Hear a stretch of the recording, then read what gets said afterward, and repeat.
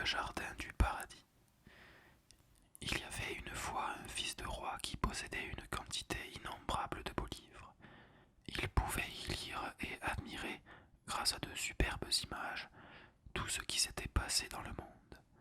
Mais, tout en donnant des renseignements sur tous les peuples et tous les pays, ces livres ne contenaient pas un mot sur le lieu où se trouve le jardin du paradis. Et c'était lui, surtout, qu'il importait au prince de connaître. Lorsqu'il était encore enfant, sa grand-mère lui avait raconté que, dans le jardin du paradis, chaque fleur était un gâteau délicieux, et que de leur poussière on tirait un vin exquis. Sur l'une était écrite l'histoire, sur l'autre la géographie, ou bien les règles de l'arithmétique, de sorte qu'on n'avait qu'à manger des gâteaux pour apprendre sa leçon. Plus on en mangeait, plus on s'instruisait. En ce temps-là, l'enfant croyait à tous ces contes, mais à mesure qu'il grandissait de corps et d'esprit, il comprit que le jardin du paradis devait renfermer bien d'autres merveilles. Oh, pourquoi, disait-il, Ève a-t-elle cueilli le fruit de l'arbre de la science? Pourquoi Adam a-t-il mangé ce fruit défendu? Si j'avais été à sa place, cela ne serait pas arrivé. Jamais le péché n'aurait pénétré dans le monde. Voilà ce qu'il disait alors, et ce qu'il répétait encore à l'âge de 17 ans. Le jardin du paradis occupait toutes ses pensées. Un jour, il alla se promener tout seul dans la forêt, car il aimait la solitude. La nuit survint et les nuages s'amoncelèrent. Bientôt tomba une pluie si forte que tout le ciel semblait une cataracte. Il régnait une obscurité telle qu'on en voit de pareilles qu'au fond d'un puits au milieu de la nuit. Tantôt le prince glissait sur l'herbe mouillée, tantôt il tombait sur les pierres aiguës dont le sol était hérissé. Trempé jusqu'aux os, il fut obligé de grimper sur de gros blocs recouverts d'une mousse épaisse et ruisselante. Il allait tomber évanoui de fatigue lorsqu'il entendit un bruit étrange et aperçut devant lui une grande caverne éclairée par un feu qui aurait pu rôtir tout un cerf, et, en effet, attaché à la broche par les cornes, un superbe cerf fit tourner lentement entre deux sapins abattus. Une femme âgée, mais grande et forte, qui ressemblait à un homme déguisé, était assise devant le feu et y jetait de temps en temps un morceau de bois. « Approche, dit-elle, et mets-toi là pour sécher tes vêtements. »« Quel courant d'air il fait ici, dit le prince en s'étendant à terre. Ce sera bien pis lorsque mes fils seront rentrés. Tu es ici dans la caverne des vents, et mes fils sont les 4 vents du monde. Me comprends-tu? Explique-toi plus clairement. Que font tes fils? Il est difficile de répondre à une sotte question. Mes fils travaillent pour leur compte. Ils jouent au volant avec les nuages là-haut. Et elle montra le ciel. Bien, dit le prince, mais vous parlez durement, et vous n'avez pas l'air doux des femmes que j'ai connues jusqu'ici. C'est qu'elles n'ont pas besoin d'en prendre un autre. Quant à moi, il me faut être rude pour tenir mes garçons en respect, et je sais les dompter, quoiqu'ils aient de mauvaises têtes. Regarde ces 4 sacs suspendus au mur. Mes fils les craignent autant que les autres enfants craignent les verges placées entre la glace et la cheminée. Je sais les faire plier, vois-tu, et, quand il me plaît, je les enferme dans le sac, où ils restent jusqu'à ce que je trouve bon de les relâcher. Mais en voici un qui rentre. C'était le vent du nord. Il revenait accompagné d'un froid glacial. De gros flocons tombaient à terre et des flocons de neige tourbillonnaient dans la caverne. Ce vent était vêtu d'une culotte et d'une veste de peau d'ours. Un bonnet en peau de chien de mer se rabattait sur ses oreilles. De longs glaçons pendaient à sa barbe, et les grêlons pleuvaient de dessous le col de sa veste. « Ne vous approchez pas du feu tout de suite, dit le prince. Vous risqueriez d'attraper des engelures au visage et aux mains. »« Des engelures, répéta le vent du nord en riant aux éclats. Des engelures. Rien ne me fait plus de plaisir. Mais qui es-tu, Blanc-bec, toi qui oses pénétrer dans la caverne des vents? »« C'est mon hôte, dit la vieille, et si tu n'es pas content de cette explication, prends garde au sac. Tu me connais, je pense. » À ces mots, le vent du nord cessa ses questions et commença à raconter d'où il venait passé son temps depuis tout un mois. J'arrive, dit-il, de la mer polaire. J'ai séjourné dans le pays des ours avec les Russes qui pêchent les morses. Je m'étais endormi sur le gouvernail lorsqu'ils doublèrent le cap Nord. Parfois, à mon réveil, l'oiseau des tempêtes passait sous mes jambes. C'est un oiseau bien bizarre, qui donne un coup d'aile rapide, se lance en avant et puis reste étendu sans mouvement. Épargne-nous les détails, dit la mère, et parle-nous du pays des ours. C'est un pays magnifique. Quel beau plancher pour danser, uni comme une assiette. On y voit de la neige à moitié fondue avec un peu de mousse, des pierres aiguës et des carcasses de morses et d'ours blancs qui ressemblent à des bras et à des jambes de géants. On dirait que la chaleur du soleil n'a jamais pénétré jusque-là. Après avoir d'un souffle éloigné les brouillards, j'aperçus une maison construite avec des débris d'un navire et couverte de peaux de morse. Sur le toit grognait un ours blanc. Puis je me rendis au rivage, où je m'amusai à regarder les nids d'oiseaux dont les petits encore nus commençaient à crier. Je soufflai à la fois dans 1000 de ces gosiers et leur appris ainsi à fermer le bec. Plus loin se roulaient les morses avec leurs têtes de porc et leurs dents longues d'une aune. « Tu racontes bien, mon garçon, dit la mère. L'eau me vient à la bouche en t'écoutant. » On commença la pêche. Les harpons furent jetés dans les flancs de morse et un jet de sang fumant s'éleva sur la glace. Alors je pensai à mon rôle. Je me mis à souffler et j'ordonnai à mes troupes, les hautes montagnes de glace, de marcher contre les bateaux pêcheurs. Quel tumulte alors! Comment crier, comment siffler! Mais je sifflai plus fort qu'eux. Ils furent obligés de débarquer sur la glace les morses tués, les caisses et tous les agrès. Ensuite je secouai sur eux les flocons de neige et je les fis cingler vers le sud. Ils ne retourneront jamais au pays des ours. Que de mal as-tu fait, dit la mère des vents. Les autres raconteront ce que j'ai fait de bien. Voici mon frère de l'Ouest qui arrive. Il est le meilleur de tous. Il sent la mer et apporte toujours une fraîcheur délicieuse. Est-ce le petit Zéphyr demanda le prince.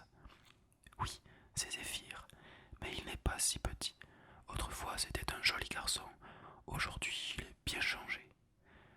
Zéphyr ressemblait à un sauvage. Il portait un bourrelet pour se garantir la tête et tenait à la main une massue de véritable acajou coupée dans les forêts de l'Amérique. D'où viens-tu demanda la mère.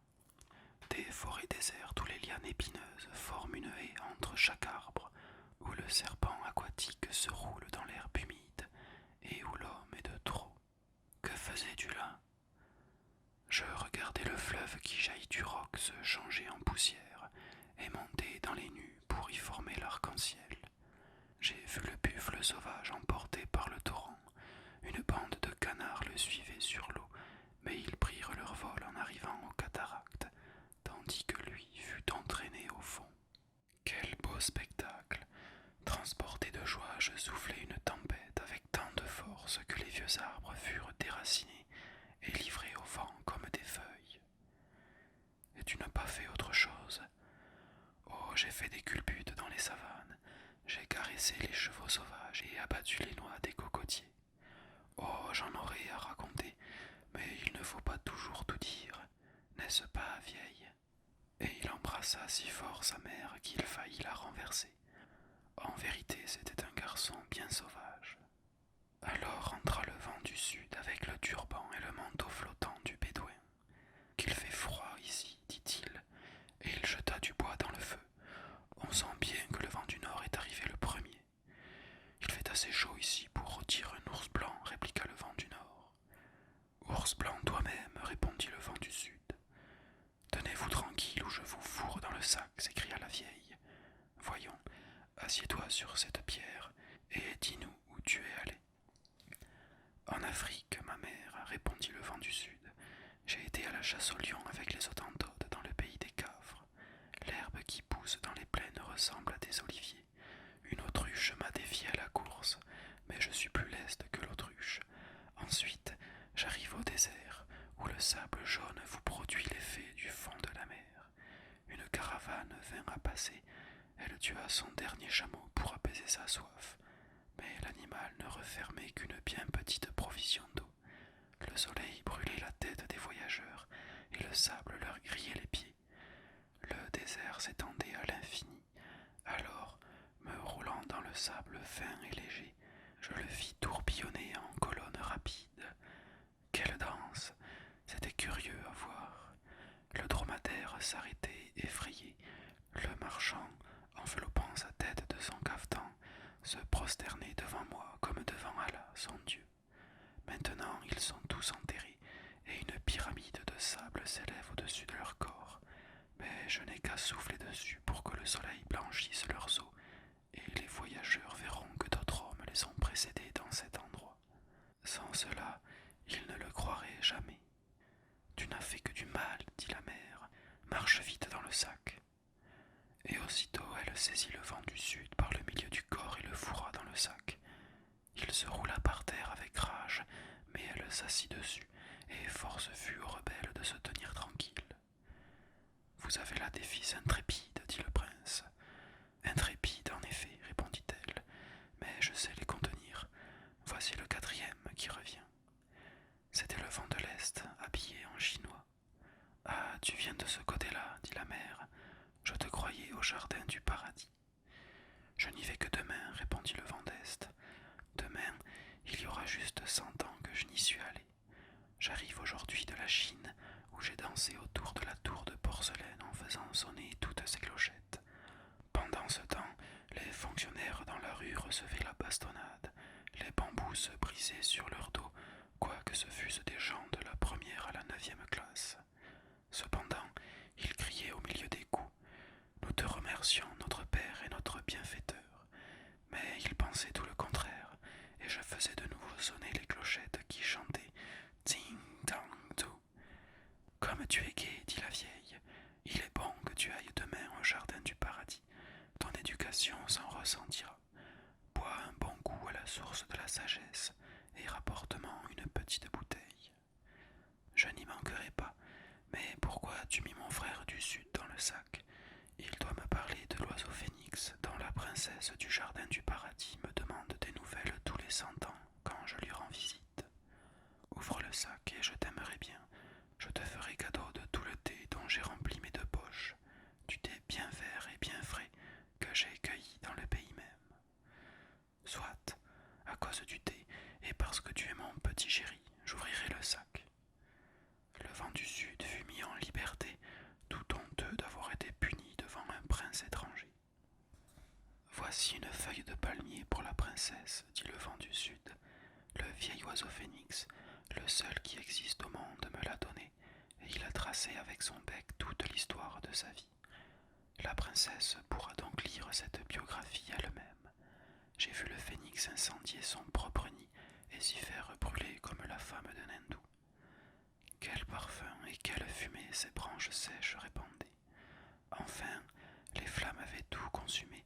Le vieil oiseau n'était plus que de la cendre, mais son œuf, rouge et brillant au milieu du feu, se fendit avec un grand éclat et donna passage à son petit, qui est aujourd'hui le roi des oiseaux et le seul phénix du monde. Il a fait avec son bec un trou dans cette feuille de palmier. C'est ainsi qu'il présente ses hommages à la princesse. Mangeons maintenant, dit la mère des vents. Et tous s'assirent pour manger le cerf rôti. Le prince se plaça à côté du vent d'Est, et bientôt tous les deux se lièrent d'amitié. Dis-moi un peu, commença le prince, quelle est cette princesse dont vous parlez tant ici, et où est situé le jardin du paradis? Oh, oh, répondit le vent d'Est, si tu veux y aller, accompagne-moi demain. Seulement, je dois te faire observer que depuis Adam et Ève, aucun homme n'y a mis les pieds. Est-ce que tu ne sais pas cela par la Bible? Certainement, dit le prince. Lorsqu'ils furent chassés, continua le vent d'Est, le jardin du paradis s'enfonça dans la terre, tout en conservant l'éclat bienfaisant du soleil, sa douce température et sa magnificence. Ils servent de résidence à la reine des fées, et ils renferment l'île de la félicité, séjour délicieux où la mort est inconnue. Tu pourras grimper demain sur mon dos, et je t'emmènerai, je crois, sans difficulté. Mais après présent, tais-toi, j'ai besoin de dormir. » Là-dessus, ils s'endormirent tous. Le lendemain, en s'éveillant, le prince ne fut pas peu surpris de se trouver au milieu des nuages. Le vent d'Est le portait fidèlement sur ses épaules. Ils montèrent si haut que les forêts, les champs, les fleuves et les lacs ne semblaient plus à leurs yeux qu'une grande carte géographique coloriée. « Bonjour, dit le vent d'Est, tu aurais bien pu dormir encore un peu, car il n'y a pas grand-chose à voir dans le pays plat au-dessous de nous, à moins que tu n'aies envie de compter les églises qui ressemblent à des points blancs sur un tapis vert. » C'est ainsi qu'ils appelaient les champs et les prairies. « Je suis bien contrarié, dit le prince, de n'avoir pas fait mes adieux à ta mère et à tes frères. »« Le sommeil t'excuse, répondit le vent d'Est, en accélérant son vol. Les branches et les feuilles bruissaient sur la cime des arbres partout où il passait. La mer et les lacs s'agitaient, les vagues s'élevaient, et les grands vaisseaux, semblables à des cygnes, s'inclinaient profondément dans l'eau. À l'approche de la nuit, les grandes villes prirent un aspect bien curieux. Les lumières brillaient çà et là, pareilles aux étincelles qui courent encore autour d'un morceau de papier brûlé. Le prince, au comble de la joie, battait des mains, mais le vent d'Est le pria de se tenir tranquille, sans quoi il risquerait de tomber et de rester accroché à la pointe d'un clocher. L'aigle vole facilement au-dessus des forêts noires, mais le vent d'Est volait encore avec plus de légèreté. Le cosaque sur son petit cheval agile dévore l'espace, mais le prince galopait encore plus vite.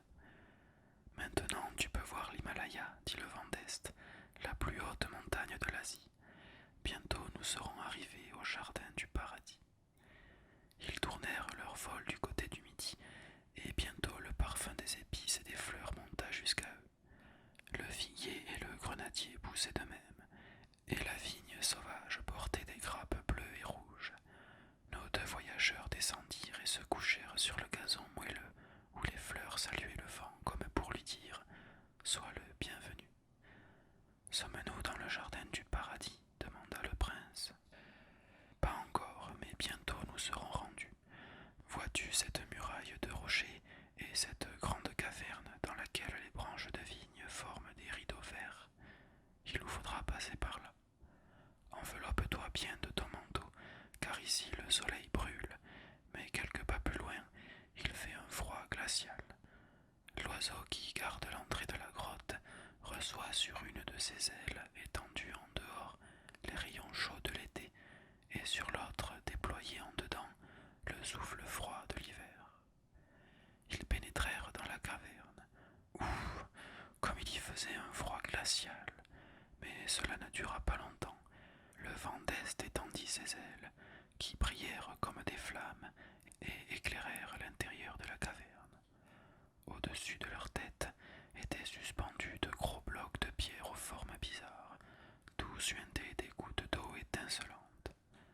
Le passage était tantôt si étroit qu'il fallait ramper sur les mains et sur les genoux, tantôt si large qu'on se croyait en plein air. On eût dit des chapelles funèbres avec des orgues muettes et des drapeaux pétrifiés. « Il faut donc passer par le chemin de la mort pour arriver au paradis ?» demanda le prince. Mais le vent d'Est, sans répondre, fit un signe de la main et montra une magnifique lumière bleue qui brillait du côté où il se dirigeait. Les blocs de pierre se transformèrent peu à peu en brouillard, et ce brouillard finit par devenir aussi transparent qu'un nuage blanc et mince, éclairé par la lune. Nos voyageurs se trouvaient dans une atmosphère douce et délicieuse comme celle des montagnes, parfumée comme celle d'une vallée de rosiers. Il y coulait une rivière transparente comme l'air, remplie de poissons d'or et d'argent. Des anguilles rouges comme la pourpre faisaient jaillir des étincelles bleuâtres en se jouant au fond des eaux. Les larges feuilles des roses marines brillaient des couleurs de l'arc-en-ciel. La fleur elle-même était une flamme rouge et jaune, alimentée par l'eau, comme une lampe par l'huile. Un pont de marbre, taillé avec tout l'art et toute la délicatesse des dentelles et des perles, conduisait à l'île de la félicité, où fleurissait le jardin du paradis. Le vent d'Est prit le prince dans ses bras pour le faire passer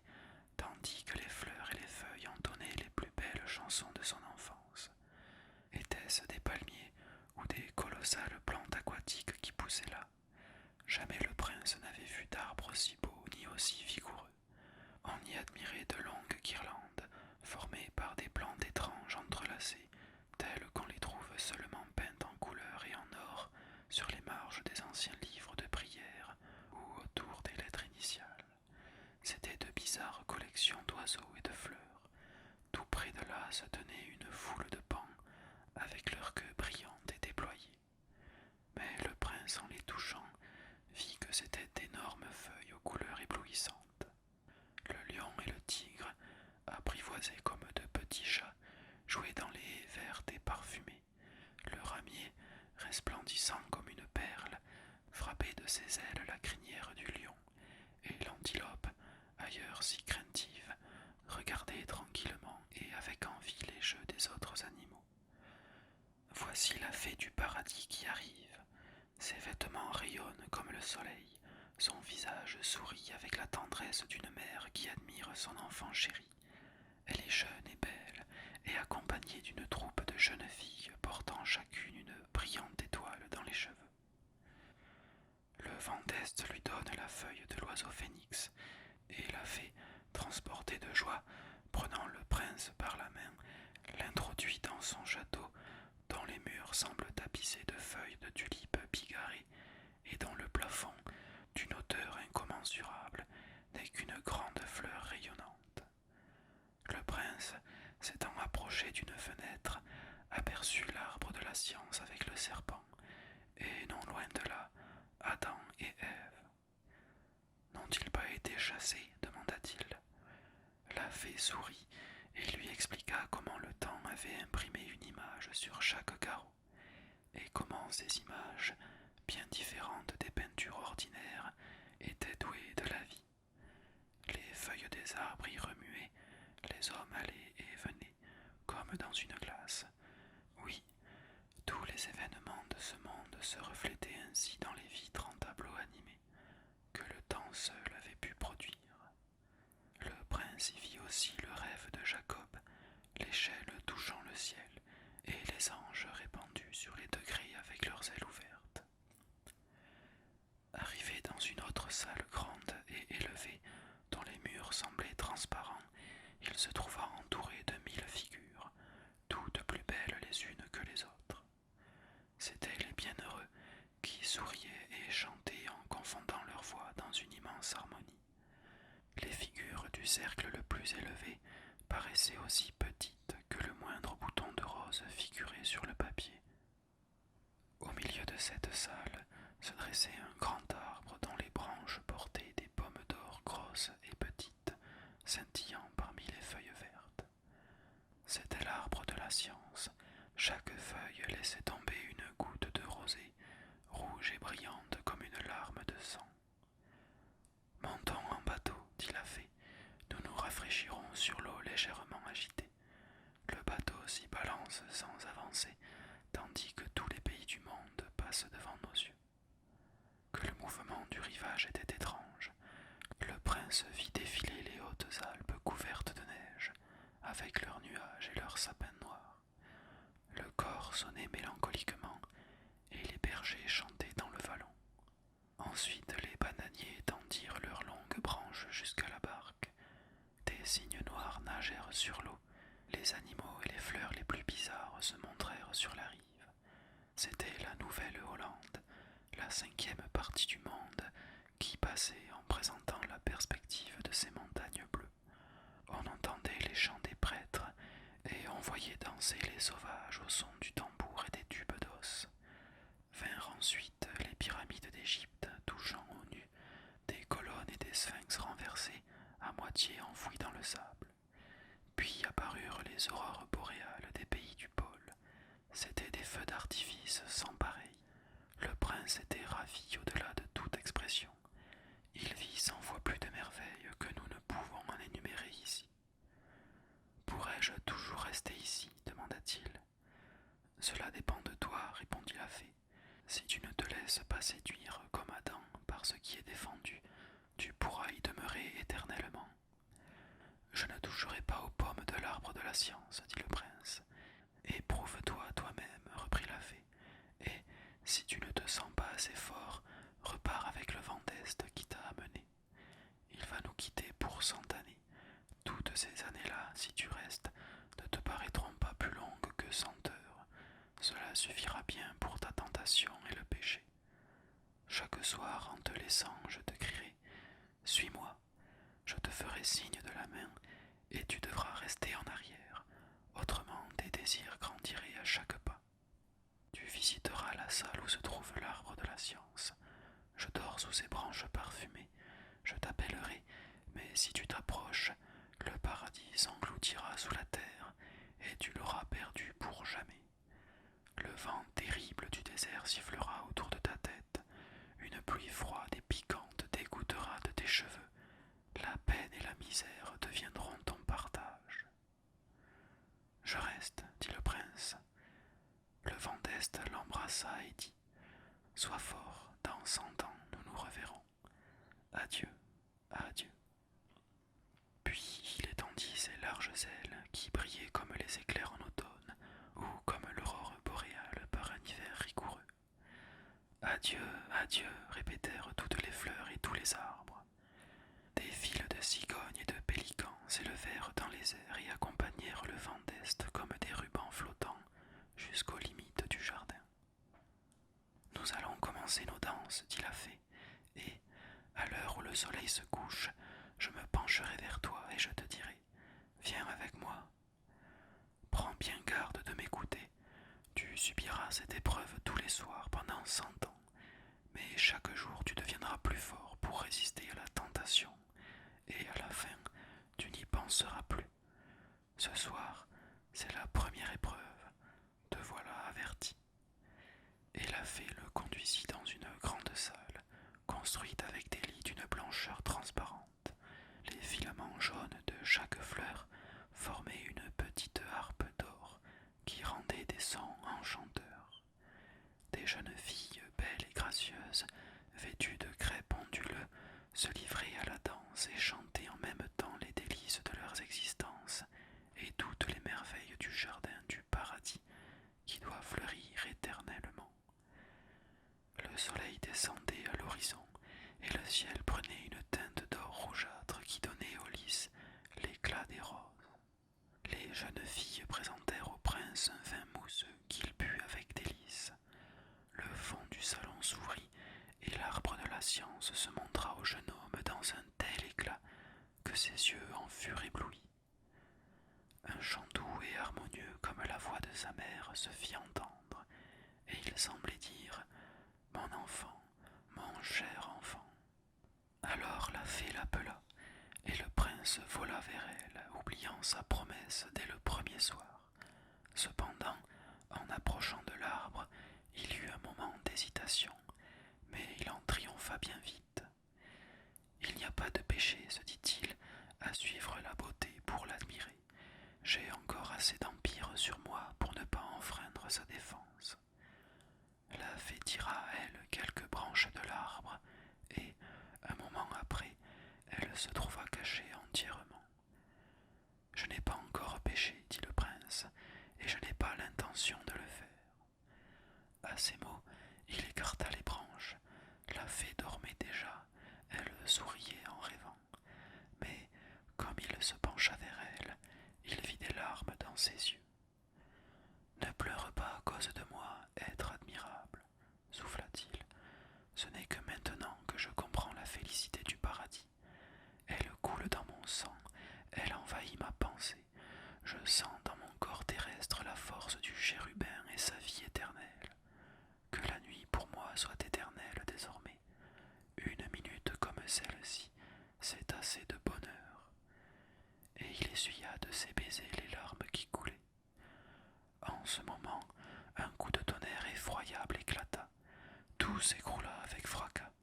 Le prince vit la belle fée et le paradis merveilleux s'effondrer peu à peu dans une nuit épaisse, jusqu'à ce qu'enfin ils ne parurent plus que comme une petite étoile dans le lointain. Un froid mortel pénétra tous ses membres, il ferma les yeux et tomba par terre comme inanimé. Une pluie froide qui mouillait son visage et un vent piquant qui sifflait autour de sa tête le rappelèrent à lui.